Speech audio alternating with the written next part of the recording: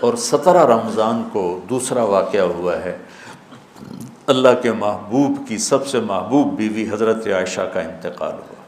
حضرت معاویہ رضی اللہ تعالیٰ عنہ کے دور میں حضرت عائشہ رضی اللہ تعالیٰ عنہ کا انتقال ہوا، جو آپ کی سب سے محبوب بیوی تھی، اور اس حد تک کہ کہا یا اللہ ھذا قسمی فیما املک فلا تؤاخذنی فیما تملک ولا املک۔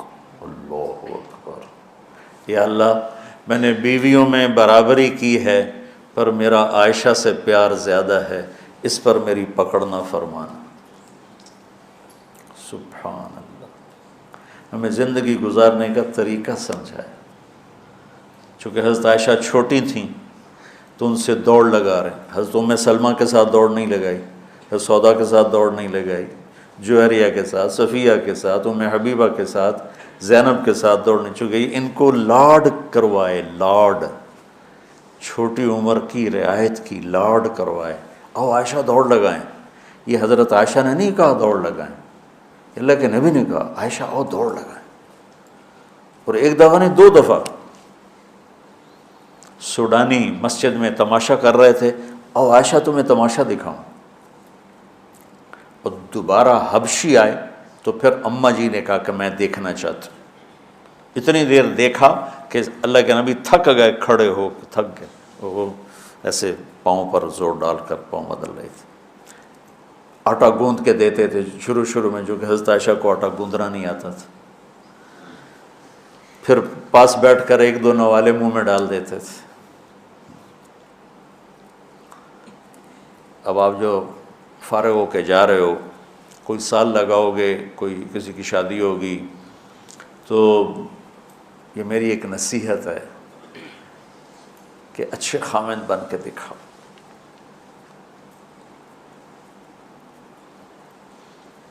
اور اچھا خامند وہ ہوتا ہے جو اچھے اخلاق والا ہے۔ ابھی آپ چھٹیوں میں جا رہے ہیں گھر، تو اپنے والدین کی خدمت، بہن بھائیوں کی خدمت، وہ تبلیغ میں ایک اصطلاح چلتی تھی، عبادت سے جنت ملتی ہے، خدمت سے خدا ملتا ہے، یہ کہا کرتے تھے خدمت کی۔ تو حضرت عائشہ رضی اللہ تعالیٰ عنہ کا انتقال ہوا 17 رمضان المبارک،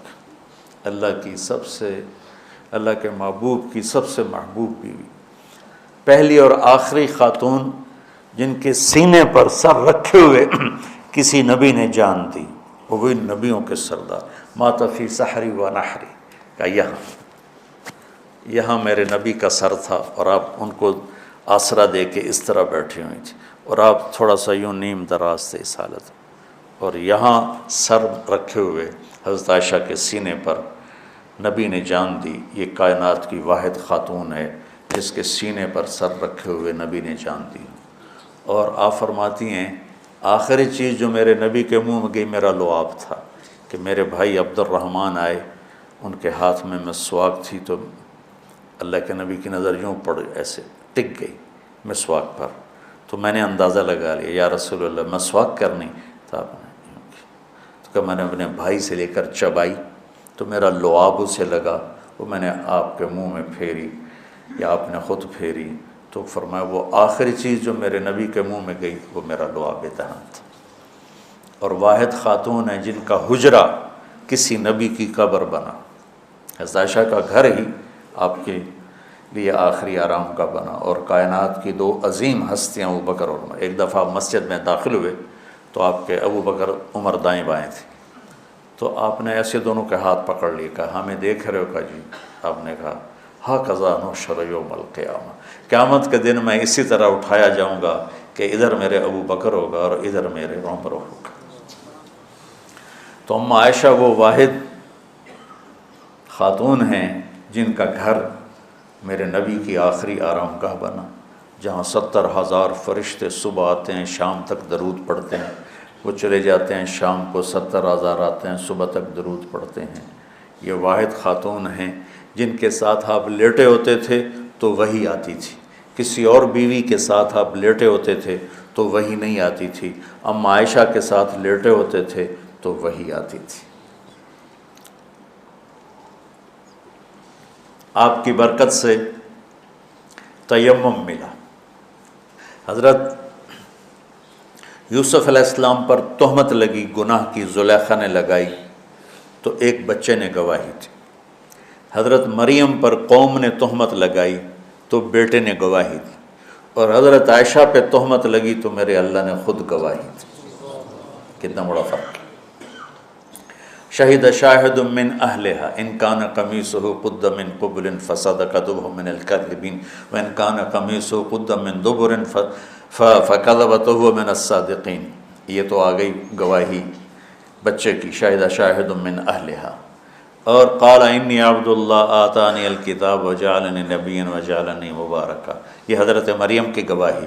اور حضرت عائشہ کی ان الذین جاؤوا بالعفک عصبۃ منکم لا تحسبوا شر لکم بل هو خیر لکم لکل امرئ منہم ما اکتسب من الاثم والذی تولی کبرہ فلہ عذاب عظیم۔ اللہ تعالیٰ، علامہ زمخشری اپنی تفسیر میں فرماتے ہیں کہ پورے قرآن میں اللہ کہیں اتنا غضبناک ہو کر نہیں بولا جتنا ان آیات میں غضبناک ہو کے بولا ہے، جس میں اما عائشہ کی پاک دامنی کو اللہ نے بیان کی۔ اللہ کے نبی ایک مہینہ وحی نہیں آئی، پورے مدینے میں آگ لگ گئی۔